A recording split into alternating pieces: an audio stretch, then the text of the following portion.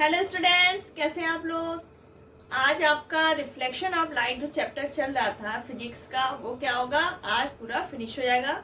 इसका last topic बचा हुआ है reflection of light from a convex mirror. बहुत ही छोटा सा टॉपिक है। मेन जो आपका था कॉन्केव मिरर था, कुछ उसी टाइप से इसमें रूल्स होंगे, लेकिन जो आपका कॉन्वेक्स मिरर होता है उसमें क्या होता है, उसका फोकस और जो उसका सेंटर ऑफ कर्वेचर है, ये क्या होता है, मिरर के जो अंदर साइड होता है हमारा, ये आपका क्या है, एक कॉन्वेक्स मिरर है। तो ये कॉन्वेक्स मिरर है, इसका पोल ये हुआ P। हम डिस्टेंस कहाँ से लेते हैं, P से।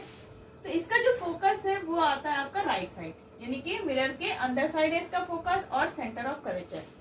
तो यहाँ पे जब हम इमेज बनाएंगे, तो जो आपने 4 रूल्स पढ़े थे कॉन्केव मिरर में कि रेज आती है तो उनका रिफ्लेक्शन किस किस रूल के हिसाब से होता है, जो लॉज होते हैं सेम वो यहाँ पर भी फॉलो होंगे। लेकिन यहाँ पर हमारा फोकस और सेंटर ऑफ कर्वेचर अंदर साइड है, इसलिए हमारी रे क्या होंगी, रिफ्लेक्शन के बाद मिरर के अंदर तो जाएंगी नहीं। जब इस पे कॉन्वेक्स मिरर पे कोई रे पड़ती है तो वो अंदर तो जा नहीं सकती, तो हमें सिर्फ फील होगा, ऐसे अपीयर होगा कि वो फोकस से आ रही है या सेंटर ऑफ कर्वेचर से आ रही है जब हम इसके लेफ्ट साइड खड़े होकर देखेंगे। तो यहाँ पे एक्चुअल में कोई भी लाइट रे इसको क्रॉस नहीं करती है, सिर्फ हमें फील होता है। तो इसके 4 रूल हैं जैसे आपके कॉन्केव मिरर के। तो पहला है, अगर ये क्या है आपका कॉन्वेक्स मिरर है, कोई लाइट रे है एक, ठीक। तो जब वो प्रिंसिपल एक्सिस, आपका एक्स वाई क्या है, प्रिंसिपल एक्सिस, प्रिंसिपल एक्सिस के जब कोई लाइट रे पैरेलल जाती है, अब ये क्या है हमारा कॉन्वेक्स मिरर है,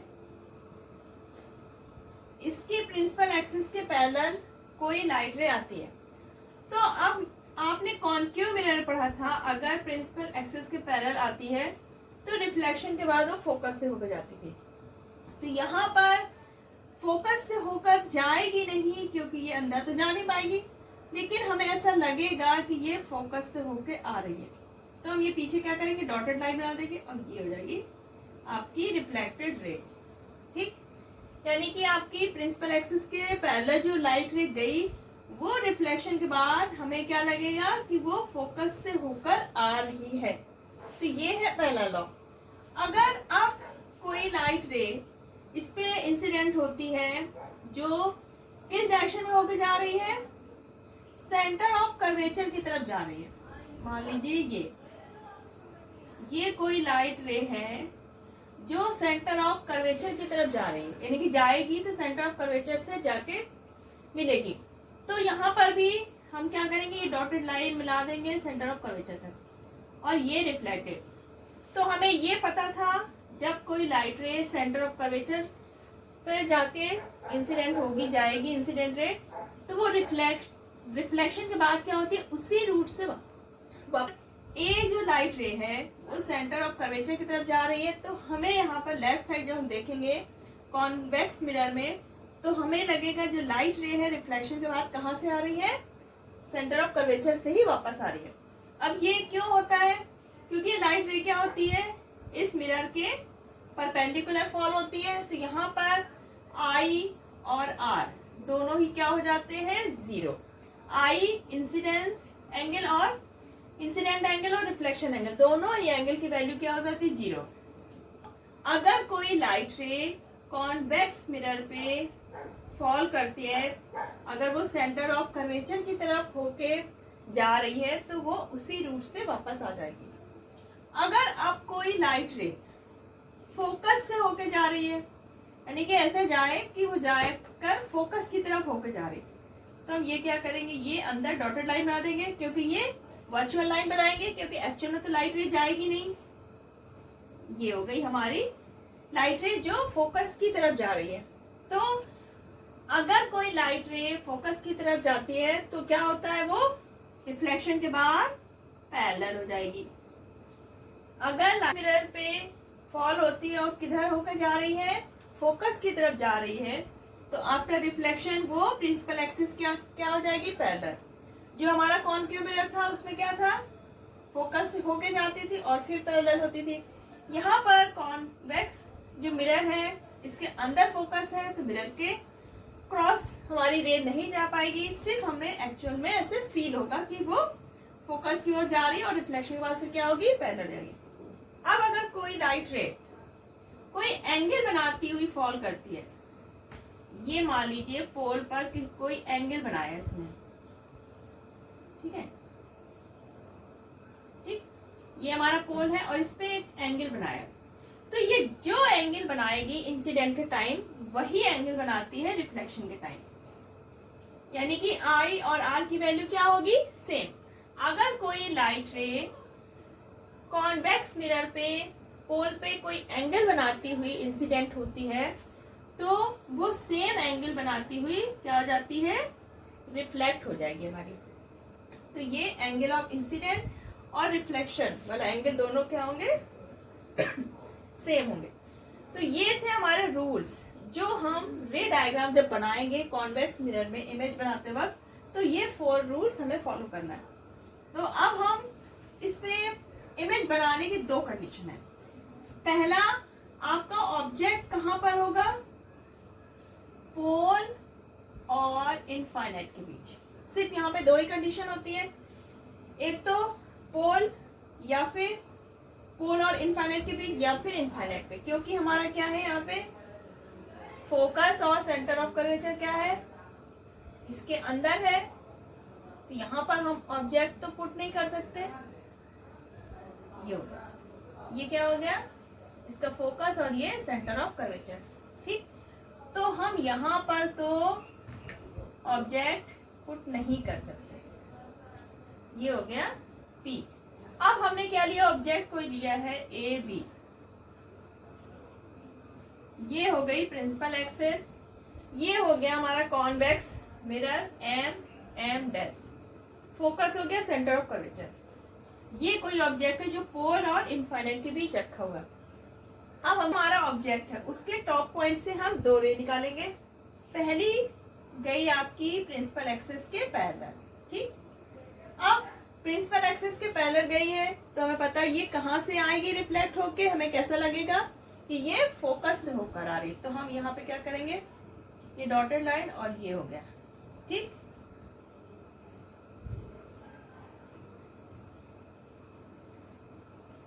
क्लियर कर देंगे, तो ये हो गया रिफ्लेक्शन के बाद, ठीक है। ये मान लीजिए आपका डी हो गया, ए से कोई रे गई फॉल हुई और ये पैरेलल है प्रिंसिपल एक्सिस के, तो रिफ्लेक्शन के बाद कहां से हमें लगेगी, आ रही है फोकस से होकर। अब सेकेंड रे लेंगे जो कहां से होके जाएगी, सेंटर ऑफ कर्वेचर से, ठीक। यहां पर तो हम पूरी लाइन लेंगे लेकिन अंदर हम डॉटेड लाइन बनाएंगे, क्योंकि ये सिर्फ वर्चुअल होता है, एक्चुअल में नहीं होता है। ये गई आपकी रे, ये मान लीजिए ई, ठीक। और रिफ्लेक्शन के बाद भी क्या होगी, कोई लाइट रे अगर सेंटर ऑफ कर्वेचर से होके जाती है तो उसी रूट से वापस आती है, क्योंकि ये परपेंडिकुलर फॉल करती है। तो ये 2 रेज गई। अब यहाँ पर इस पॉइंट पर दोनों रेज क्या हो रही है, हमें अपियर होगा कि यहाँ पे 2 रेज क्या हो रही है, इंटरसेक्ट हो रही है। तो यहाँ पर इस पॉइंट पे जहाँ पे दोनों रेज हमें फील होता है कि वो इंटरसेक्ट हो रही है, तो वो ए पॉइंट का इमेज क्या बन जाएगा, ए डैश। कंप्लीट इमेज चाहिए ऑब्जेक्ट का, हम इसको ऐसे डॉटेड लाइन से क्या करेंगे, प्रिंसिपल एक्सिस पे ड्रॉ कर देंगे। तो ए डैश बी डैश ये क्या बन जाएगा हमारा, ए बी ऑब्जेक्ट का एक वर्चुअल इमेज बनेगा। ये याद रखिएगा, कॉन्वेक्स मिरर होता है, इससे इमेज हमेशा कैसा बनेगा, वर्चुअल बनेगा, क्योंकि ये मिरर के राइट साइड बनता है और मिरर के क्रॉस हमारी कोई भी लाइट रे नहीं जा सकती, सिर्फ हमें फील होता है। तो इमेज हमेशा कैसी बनेगी, वर्चुअल, इरेक्ट, यानी कि सीधी इमेज बनेगी और हमेशा छोटी बनेगी, डिमिनिस्ड। कॉन्वेक्स मिरर से ऑब्जेक्ट आपका पोल से किसी भी डिस्टेंस पे हम रखें, इमेज हमेशा आपका वर्चुअल बनेगा, इरेक्ट बनेगा और ऑब्जेक्ट से काफी छोटा बनेगा। तो ये सारी कंडीशन में ऑब्जेक्ट का इमेज इसी टाइप का बनेगा, ठीक। तो ये ये तो हो गया जब हमारा ऑब्जेक्ट पोल और इनफाइनाइट के बीच है। ऑब्जेक्ट को दूर ले जाएंगे, ठीक। अगर काफी दूर ले गए, मान लीजिए ऑब्जेक्ट आपका इनफाइनाइट पे पहुंचा गया, तो जो हमारा इमेज बनेगा वो कहाँ पर बनेगा? फोकस पे। जब हमारा ऑब्जेक्ट इनफाइनाइट पे होगा तो इमेज आपका कहाँ पर बनेगा? फोकस पे। अब मान लीजिए आपका कोई ऑब्जेक्ट कहाँ पर है? इनफाइनाइट पे। ऑब्जेक्ट कहाँ पर है? इनफाइनाइट पर है। तो मान लीजिए ऑब्जेक्ट का जो टॉप पॉइंट है उससे हमने क्या ली? 2 रेज ली। अब आपकी एक रे आती है ए, ठीक। ये ऑब्जेक्ट से लाइट रे आ रही है जो कि ऑब्जेक्ट कहाँ पर है हमारा? इनफाइनाइट पे। अब ये मान लीजिए ये हो गया आपका डी पॉइंट, ठीक। अब ये किसी एंगल से क्या हो जाएगी? मान लीजिए ये रिफ्लेक्ट हो गई, ठीक। ए डी पॉइंट पे फॉल हुई मिरर पे, और एक्स डी एक्स ये क्या हो गई? हमारी रिफ्लेक्टेड रे। कोई दूसरी रे आती है, ये मान लीजिए पोल पे पड़ी, ये आपकी हो गई ई, ठीक, पोल पे हुई, और ये इसको सीधा करना, ठीक है। और ये यहाँ से कोई एंगल बनाती हुई रिफ्लेक्ट हो गई, ठीक है। एक लाइट रे आती है आपकी डी पॉइंट पे, इंसिडेंट हुई, और डी एक्स क्या हो गई? रिफ्लेक्ट हो गई, डी एक्स डायरेक्शन में रिफ्लेक्ट हो गई। ई पी पॉइंट पे फॉल होती है, और पी जी ये क्या हो गई? रिफ्लेक्ट हो गई, कोई एंगल बनाते हुए रिफ्लेक्ट हो गई। अब हम क्या करेंगे? ये दोनों रेस हैं, इनको क्या करेंगे? बैकवर्ड डायरेक्शन में आगे की तरफ प्रोड्यूस करेंगे, ठीक। और ये वाली, तो ऐसे जब हम दोनों लाइट रेस को मिरर के पीछे प्रोड्यूस करते हैं तो ये कहां पर इंटरसेक्ट होती है? ये जहां पर इंटरसेक्ट होंगी उसका ऑब्जेक्ट का क्या होगा? टॉप पॉइंट मिलेगा।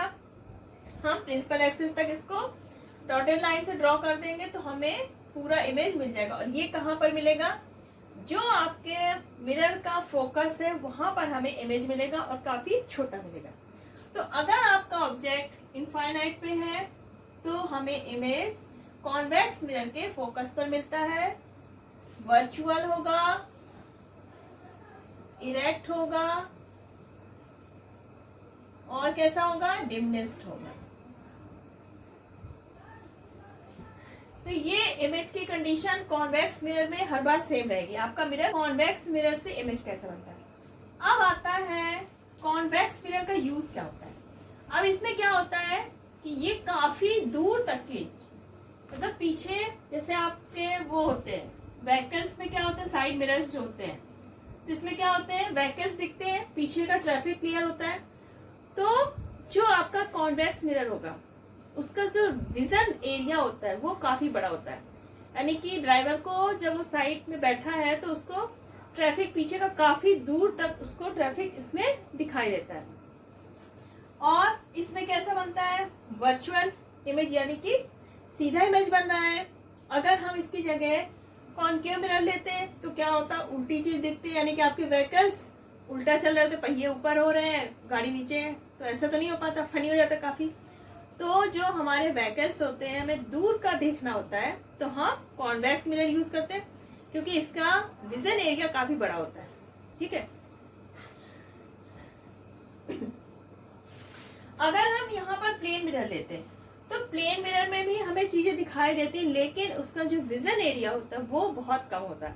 इसलिए हम हमेशा कॉन्वेक्स मिरर यूज करते हैं जब हमें कोई दूर की चीज को देखना होता है। व्हीकल्स में और जो आपके शॉप्स होती हैं, शॉप्स में कॉन्वेक्स मिरर यूज करते हैं ताकि हम लोग कस्टमर में अपनी नजर रख पाए कि कोई चीज इधर उधर तो नहीं हो रही, ठीक है।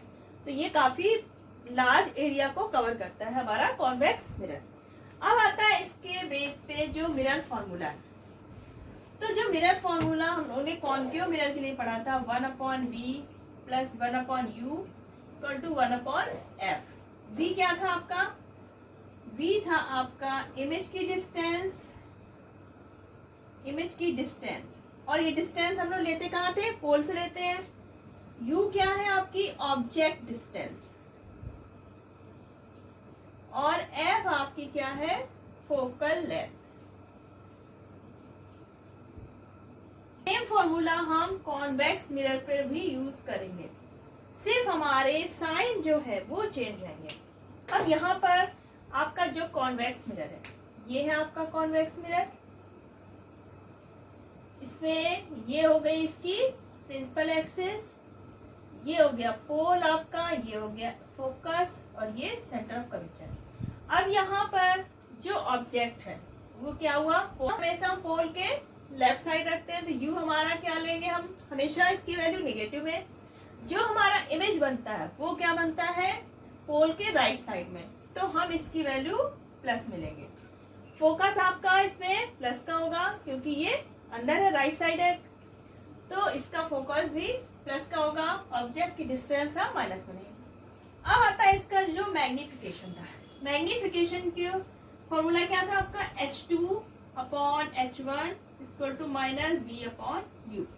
H2 क्या थी, इमेज की हाइट या साइज, और H1 क्या है, ऑब्जेक्ट का size.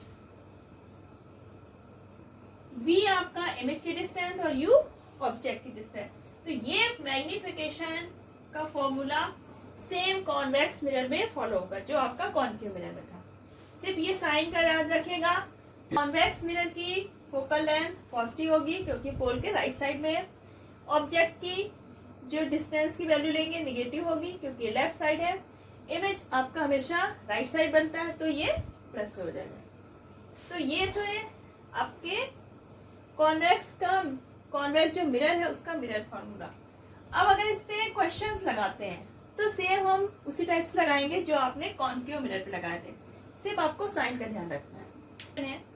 An object 5 centimetre height, object है जिसकी हाइट कितनी है 5 centimetre, is placed at a distance of 10 centimetre from a convex mirror of radius of curvature 30 centimetre. Find the nature, position and size of the image. तो आपका object की height क्या है, H1 कितनी है आपकी 5 सेंटीमीटर।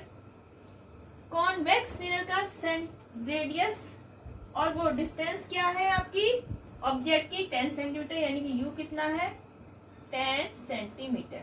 अब ये किस में होगी हमारी नेगेटिव में क्योंकि ऑब्जेक्ट क्या होता है लेफ्ट साइड होता है। और आपका जो रेडियस ऑफ कर्वेचर है C, ये है 30 सेंटीमीटर। तो आपको निकालना है इमेज का नेचर, पोजीशन एंड साइज। तो सेंटर ऑफ कर्वेचर आपको दिया है तो इससे आप क्या निकालते हैं, फोकल लेंथ निकाल सकते हैं। फोकल लेंथ क्या होती है, सेंटर ऑफ कर्वेचर की हाफ होती है, तो F इक्वल टू C/2 यानी कि 30/2, ये आ जाएगा 15 सेंटीमीटर। आपको फोकल लेंथ पता चल गई, ऑब्जेक्ट की डिस्टेंस पता है, इमेज की डिस्टेंस निकाल सकते हैं आप, H1 पता है, H2 निकाल सकते हैं। तो आपको ये क्वेश्चन होमवर्क में करना है। तो जो आपका चैप्टर था रिफ्लेक्शन ऑफ लाइट, ये पूरा कंप्लीट हो चुका है। अगर इसमें आपको कहीं भी कोई भी प्रॉब्लम है तो आप कमेंट सेक्शन में लिखिए, और अगर वीडियो पसंद आया हो तो इसको लाइक और शेयर करिए। और आगे के चैप्टर्स आपके फिजिक्स के और चाहे बायो के, केमिस्ट्री के, आपको पीसीबी क्लब में सब कुछ मिलेगा। तो अभी आप पीसीबी क्लब सब्सक्राइब कर लीजिए। तब तक अपना ख्याल रखिए, बाय बाय।